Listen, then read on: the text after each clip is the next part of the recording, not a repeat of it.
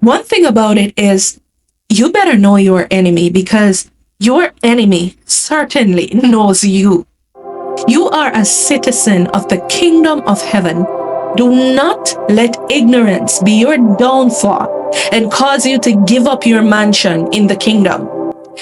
If you've been following my series, you'll notice that I've provided a thorough history on ancient Israel from the moment Yah blessed Abraham through the exodus from Egypt right up to the reign of the kings of Israel.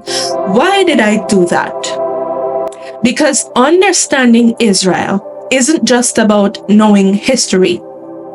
Israel is God's chosen people and the instrument he used to showcase his power and love to the world. There is a group of people who call themselves the Black Hebrew Israelites. But since salvation is now a free gift to all, I don't bother categorizing where I came from because I now know the truth. That's a topic we'll discuss deeper in another video as we continue this series. In this video, we are shifting our focus to something even more urgent. The world is filled with religions and beliefs that cloud our perception of Yah and lead us astray towards Lucifer without many of us even being aware. My mission is to shed light on this deception, how these religions came to be, their hidden agendas, and how they lead people away from the one true God.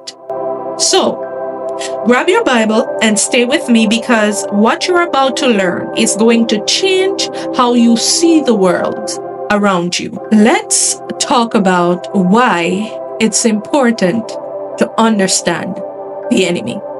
Let's be honest. No one likes to talk about the enemy. Most people prefer to ignore Satan, and many churches barely mention him. Majority of pastors today predominantly just preach about blessings. But if we don't know our enemy, how can we defend ourselves against his attacks? You do know that Satan is out there like a roaring lion, seeking whom he may devour, right? So that means he will attack you at some point, especially believers. That's why today's message is so important. A book called The Art of War tells us to know your enemy. And the Apostle Paul echoed this in 2 Corinthians 2, verses 11, when he warned the church not to be ignorant of Satan's devices. Yet, despite these warnings, many people today are completely unaware of how Satan operates. This ignorance is a huge reason why we see the world becoming more and more wicked by the day. The reality is, understanding the enemy gives us insight into how he works and how we can protect ourselves. And let me tell you, I didn't truly understand how real God is until I learned how real Lucifer is. Many of my favorite entertainers, athletes, and influencers, people I admired, worshipped Satan. That realization shooketh me. If Lucifer is real, then Yah must be even more real. This understanding changed my life and gave me a new perspective on the world, and I want to share that perspective with you today. Let's talk about Lucifer's rebellion against Yah. You see, Lucifer's story is one of beauty, pride, and ultimate rebellion.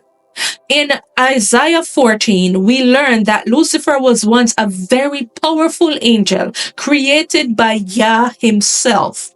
Ezekiel 28 even tells us that Lucifer was a great musician full of beauty and wisdom. There's even a song called The Pipes of Pan, written by Adrian Ross, to honor him. And I want to get into a few lines. When the sun goes down and the stars are out, he gathers his goatfoot clan, and the dryads dance with satyr rout. Hark to the pipe of Pan. You do know that Baphomet is an illustration of Satan, who is half man, half goat. Right. Okay, please do your research. Come not nigh, pass them by. Woe to the eyes that scan, wild and loud to the leaping crowd. Hark to the voice of Pan. No wonder music is still, to date, one of the most used tools of Satan to distract and keep people away from Yah. If you didn't caught it yet, Pan is Lucifer, by the way. When God created him, he was perfect in every way. But like many who are given power and authority, Lucifer let pride consume him. He began to believe that he could be greater than Yah, the very one who created him.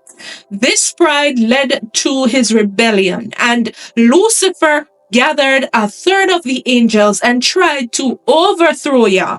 But his plan failed, of course. A great war broke out in heaven, and he was cast down to the earth along with his followers. This is where the concept of fallen angels comes from. These angels, once glorious, now walk the earth with Lucifer, continuing their rebellion. But don't be fooled. Lucifer hasn't given up on his goal. He still seeks to exalt himself above Yah, and his primary strategy for achieving this is through deceiving mankind. Now, let's look at the connection between Lucifer and false religions. Here's where things get even deeper. All the false religions and belief systems that contradict Yah and his word come directly from Lucifer. Every single one of them. Okay? At the heart of these religions is always someone who claims to be illuminated or who has received light. But this light isn't from the God of Abraham. It's from Lucifer, the so-called light bearer. This is exactly what he offered to Eve in the Garden of Eden when he tempted her to eat from the tree of knowledge of good and evil. Remember, Lucifer's name means light bearer, but it's a false light. His goal is to lead people away from God by offering them enlightenment through other means, whether it's through false gods, mysticism, or secret knowledge. This is why understanding the origins of different religions is so important. Once you see that they all lead back to Lucifer, you'll start to understand how deep this deception runs. Lucifer's greatest tool of deception is, you guessed it, religion. This is why I call this channel Non-Religious Believer, because religion is a combination of spiritual confusion caused by Lucifer. You see, the Bible is not a religious book. The Bible is about a king and his kingdom.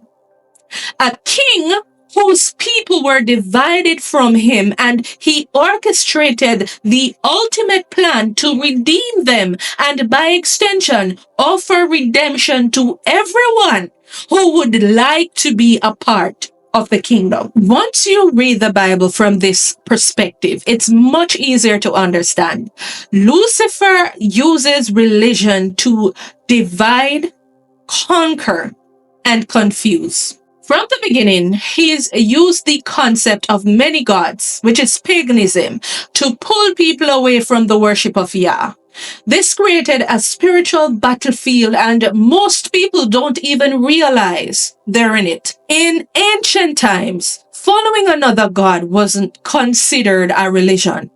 It was simply about who you choose to serve. People would bow down to gods like Baal or Ashtoreth, not realizing that they were actually serving Satan. Today, these ancient practices have evolved into modern religions that we see, but they still carry the same goal: to deceive people into worshiping Lucifer instead of Yah. This part of the series is essential because it uncovers how Lucifer has woven his false light into the fabric of human spirituality. Whether it's Freemasonry, Kabbalah, Islam, or even false versions of Christianity, they all lead back to the same source. And that source is Lucifer, the master of deception. So, non-religious believer, where do we go from here? Well, now that you understand how Lucifer operates, it's time to prepare yourself.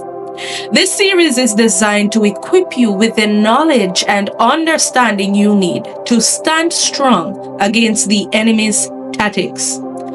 Lucifer's ultimate goal is to draw as many people away from Yah as he can before his time is up. Do not let him succeed in your life. Break away from the influences of false light and deception.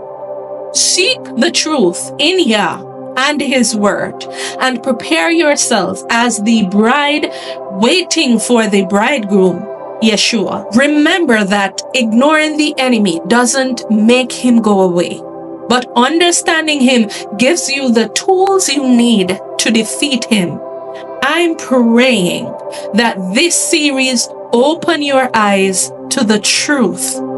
Stay strong, stay vigilant, and most importantly, stay connected to Yah. Remember to subscribe if you haven't already.